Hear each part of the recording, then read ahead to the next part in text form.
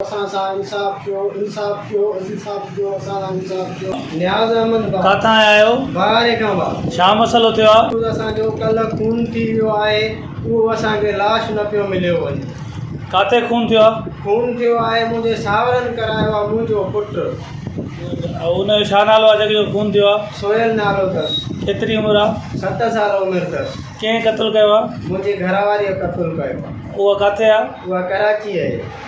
हाणे उहो तव्हांखे कीअं ख़बर पई त तव्हांजो पुटु क़त्लु थी वियो आहे? मूंखे मुंहिंजे सावरनि चयो 5 ॾींहं अॻु में त असां तुंहिंजो पुटु क़त्लु करे तोखे ख़ुशख़बरी ॿुधाईंदासीं। हाणे उहो क़त्लु करे सुबुह मूंखे ॿुधायो अथऊं त तुंहिंजो असां क़त्लु कयो आहे, पर तोखे लाश न ॾींदासीं। हाणे उहो मूंखे लाश नथो ॾिनो वञे।